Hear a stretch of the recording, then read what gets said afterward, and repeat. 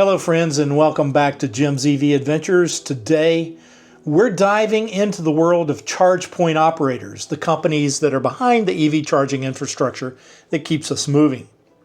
There's been much news in this area over recent weeks, from the defunding of NEVI through the Unplug EVs Act that's making its way through Congress, to the pending delisting of ChargePoint in the stock market, and the increase in funding by BP on their fossil fuel side of business. Things seem to have taken a turn for the worst. But let's take a closer look at what really is happening in the world of EV charging. With EV adoption growing, charging access is more important than ever. In 2024, 1 out of every 5 cars sold had a plug. 1 out of 10 were pure battery electric vehicles. In 2025 so far, this number has increased to about 1 out of every 4 cars that has some sort of a plug. There are already almost 6 million pluggable cars on the road, and that number will be past 8 million by this time next year. But keep in mind, 7 million of those have been added just since 2021. This makes you wonder why Congress is working so hard against EV owners, and they're doing so with much fervor. The answer to that question is really simple. The politicians are doing this work, and they're politicians from both sides of the aisle, and they are all in the back pockets of the big oil and gas cartels. And as they say, all you need to do is follow the money. If you still don't understand that, then let me share this information, and then you take the time to do your own research afterwards. I'm here just to help alleviate confusion on these issues. The purpose of this video is simple. We all know that not all charging networks are created equal, and some are struggling to keep up with demand or even stay financially viable. Others are thriving. Why is that? So in this episode, we will explore several CPOs. We're going to look at their backgrounds, the statistics, some of the unique features, their financial health, and any recent developments. So if you're driving electric or thinking about making the switch or just curious about where things are headed, then this video is for you. So let's dive in and see what's happening in the world of CPOs. Here we go. A few weeks ago, I did a special, and I'll have the link in the description below, about BP Pulse. So I'm leading off with them to bring some disturbing news and some really good news. BP Pulse is the EV charging division of British Petroleum, and they focus on expanding charging infrastructure in key markets, primarily along highway and urban charging corridors. Because BP owns Travel Centers of America, BP has plans to open at least 40 sites similar to the one in Jacksonville over the next couple of years. They've partnered with Travel Centers of America to install at least 400 kilowatt fast chargers. And the plans are to continue to invest at least $1 billion through 2030 in charging infrastructure just here in the USA. They are in a unique selling position because they strategically position charging stations along major highways and urban centers, providing reliable and rapid charging solutions for long-distance drivers and commuters alike. Their focus is, however, on long-distance travelers by focusing their installations along highway corridors.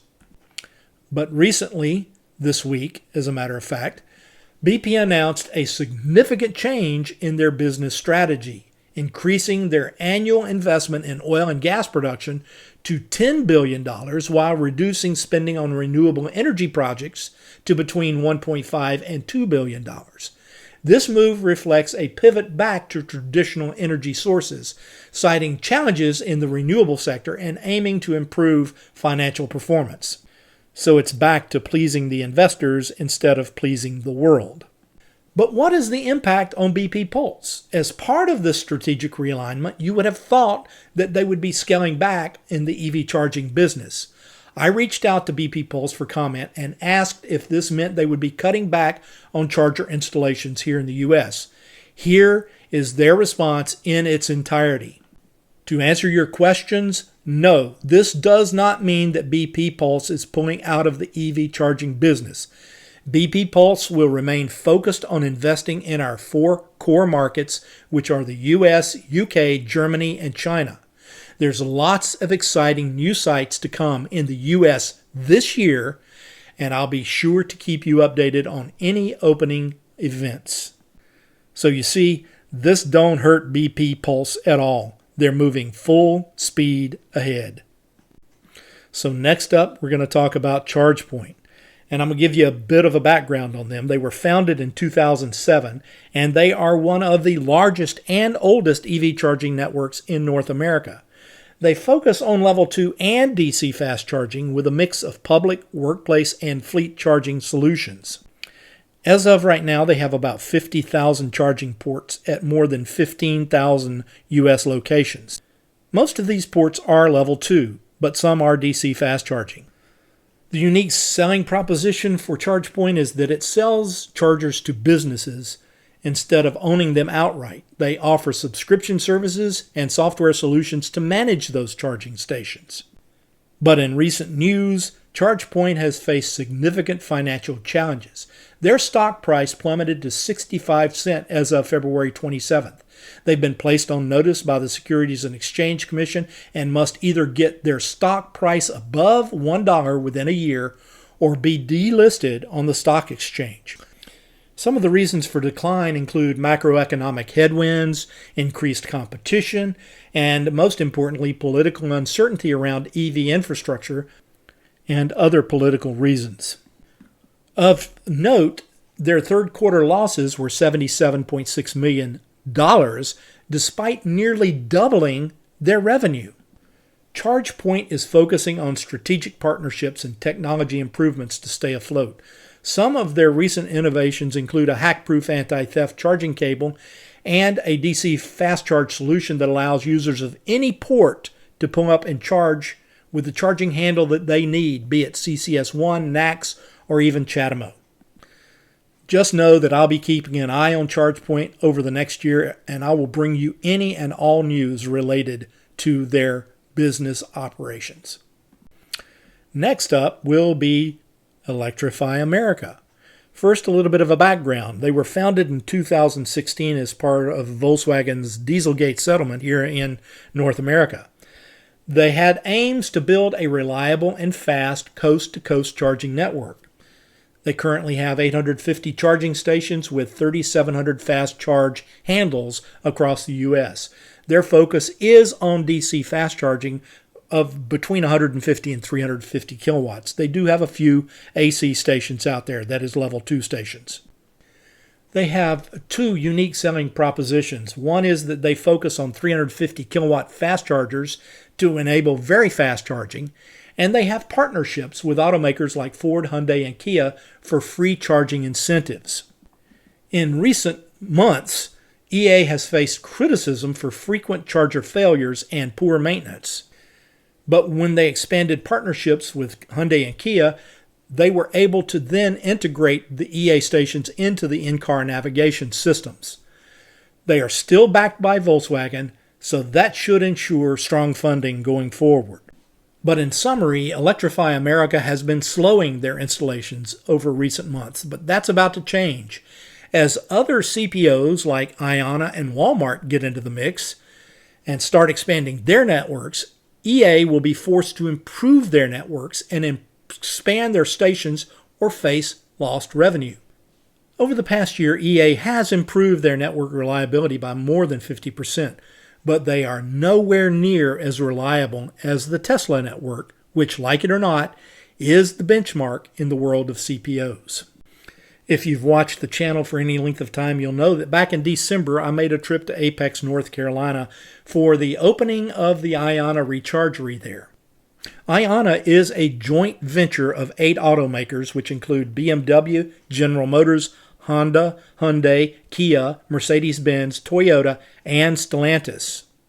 The creation of this company is in direct response to challenge Tesla's supercharger network. They have plans to deploy 30,000 high-powered charging stations across North America by 2030.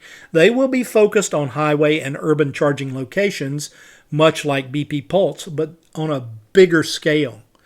Their unique selling proposition is this: automakers have backed their network to ensure in-car integration and seamless payments.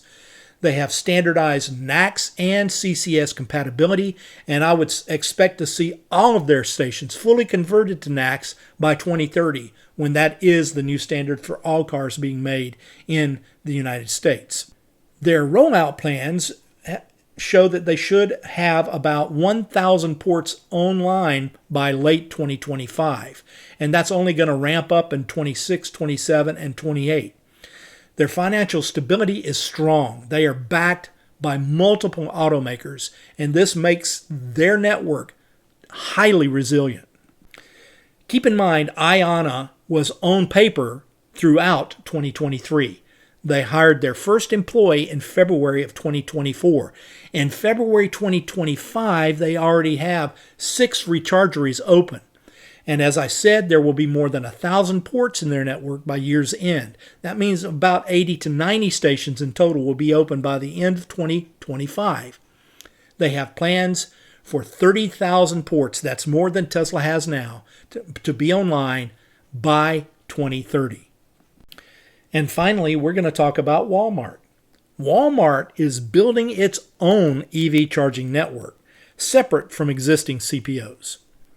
They plan to install fast chargers at thousands of stores nationwide. Keep in mind, Walmart already has 1,300 or more charging stations at 280 Walmart and Sam's Club locations around the U.S. and Canada. Their stated goal is to have a Walmart charger within 10 miles of 90% of all Americans. Their unique selling proposition is retail plus charging equals charge while you shop. You're going to Walmart anyway, you might as well charge your car. And the second thing is Walmart will control these networks, and that will ensure affordable pricing. Recently, the Arkansas e-Traveler has done some great background reporting on these, and I'll provide a link to his channel so you can go look at what Walmart is already doing. They are actively charging stations, and their aim is to have lower charging cost, lower than their competitors. And you know what that means. As I've already stated, there's a Walmart store within 10 miles of 90% of the U.S. population. Their plans will put a charger which will serve the 1 out of 5 customers that have a plug-in vehicle within 10 miles of 90% of all drivers. Now that is significant. When they drive the cost down, as they have done in all segments they are involved in, the total cost of EV driving will decrease even more than it already has. So I'm all for that. I don't know about you. So as we've seen, some CPOs are growing faster than others, but not without challenges. Some are actually thriving, while others are struggling financially, dealing with their corporate overlords, or dealing with reliability issues. The good news is more charging stations are coming, whether it's ChargePoint, Electrify America, Walmart, IONNA, and even BP Pulse. The competition is driving progress. The bad news is the political uncertainty is driven by the FUD-mongering anti-EV news networks and their mindless minions in social media. And that includes some of the people that make comments here on my YouTube channel. They don't help drive things forward at all. EVs don't hurt anyone. So ask yourself one simple question. What's the beef about letting people have a choice in a free market economy as to what kind of car they drive and where they gas it up? Which network do you use the most? Have you experienced issues or great service from one or the other of these CPOs? Drop a comment and let's discuss. And don't forget to like and subscribe for more EV news and some deep dives. Until next time, I will see you out there or somewhere along that route from point A to point B. Take it easy, everybody. Hope to see you real soon.